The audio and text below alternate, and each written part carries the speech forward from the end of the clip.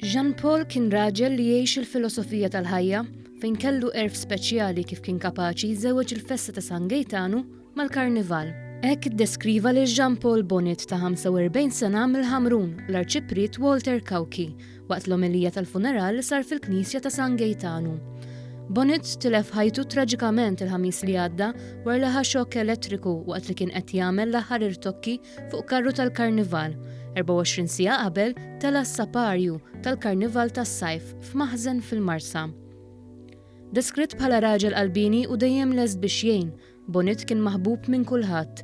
Bil-mewta traġika tiegħu ħasdet lil kull min jafu l-aktar sħabu fil-qasam tal-Karnival. Kienu mijiet ta' persuni li ħonqu l-Knisja ta' San Gejtanu biex jagħtu l-aħħar tislima lill-ħabib u qarib tagħhom Jean Paul. Father Kawki fakkar kif Bonett kien wieħed mir-reffija tal-istatwa ta' San Gejtanu fil-festa tal-Ħamrun. Qal li Jean Paul kien bniedem b'saħħtu, iddedikat u raġel b'qalb kbira fejn kien bniedem li ħass għen u għex. Father Kawki kompla biex iddeskriva lil Jean Paul bħala raġel li kien ipaċ ftit, iżda jaħdem ħafna. Qal kif minkejja li kulħadd jinsab sobien għat-telfa ta' ħabib kbir, il-proverbju jgħid li l-qamħa trid tmut biex tagħti l-frott, fejn fakkar kif Bonett kien il-bniedem li dejjem kien lest li jagħmel pjaċir mill-qalb b'ġenwinità.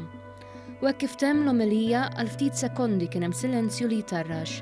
Dan sakemm dawk kollha preżenti kissru dan is-silenzju b'ċabċipa li ma bħala turija ta' rispett lejn ħabib li minkejja ħalla din id-dinja se jibqa' mnaqqax f'qalbhom għal dejjem.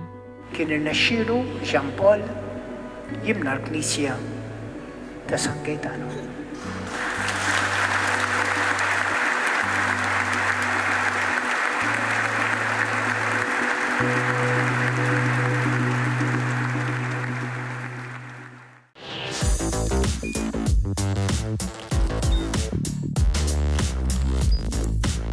Idħol fuq one.com.mt u hemmhekk tista' tara l-programmi kollha li jxandru fuq One permezz ta' One Play.